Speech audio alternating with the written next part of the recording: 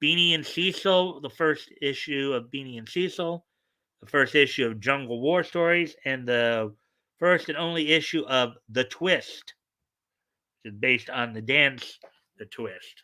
So on this date, back in 1962, 60 years ago today, the first issue of Beanie and Cecil, the first issue of Jungle War Stories, and the first and only issue of The Twist all went on sale on newsstands for 15 cents. They were all 32 pages each. And that happened 60 years ago today on this date back in 1962. All right. Moving on to the next piece of niche history. On this date, 30 years ago today, the late Miss Elizabeth made her last WWF appearance at a show in Sheffield, England, seconding at the time WWF Heavyweight Champion Randy Savage in his match against Shawn Michaels in one of Michaels' first matches for the World Heavyweight title. Shortly after the show, Elizabeth and Savage separated in real life. However, an ongoing angle involving Elizabeth as part of Savage's feud. You guys remember this feud with Ric Flair? Ric Flair was sitting there making it appear that he was having an affair with Miss Elizabeth. But it was later revealed that he and Mr. Perfect had photoshopped the film. So on this date, 30 years ago today, Miss Elizabeth, the late Miss Elizabeth, made her final appearance in the WWF. So there we go with that one. And the final piece of niche history tonight we will get to. On this date in 1997, 25 years ago today, the following two shows would premiere on this date I guess it was on a Sunday. Angry Beavers would debut on Nickelodeon, and Duckman and the Duckman episode Haunted Society Plumbers would feature Dan Castellaneta making a surprise cameo appearance as Homer Simpson on Duckman. So Angry Beavers would premiere on this date back in 1997, 25 years ago today on Nickelodeon, and Dan Castellano would make a surprise cameo as Homer Simpson on Duckman on the USA Network. So there we go. So that's those are the things that happen in this day and age history. Now, before I go, a couple of things, one's a reminder and one's an announcement. You guys weren't here when I mentioned this last night. First off, don't forget that this Friday is our weekly look back at comics history, in which we will be, of course, continuing our coverage in December of 1938. That Goat will be joining me. We look at comics that went on sale from Quality Comics in December of 1938. Meaning, of course, we'll be reading The Clock, and Black X, and whatever other features we can look at. Also, the other little tidbit for you guys. I will be on Critical Blast a week from this Saturday, on Saturday, April 30th at 8 p.m. Eastern, 7 Central, 5 Pacific. I'll be promoting the channel, so I hope you guys will come out and check that out. So, other announcement being that I will be on Critical Blast Saturday, April 30th at 8 p.m. Eastern, 7 Central, 5 Pacific. I think everyone loved Miss Elizabeth. Yes, Terry. Elizabeth, despite how her life came to an end, despite some of the issues that surrounded her towards the end of her life, she was a very beautiful and classy lady, harkening back to a much more innocent time. And it was sad that she passed at such an early age. You know. All right. Well, with that, guys, I thank you guys for being here tonight. Um, I hope to see you guys back here tomorrow night. And until then, bye.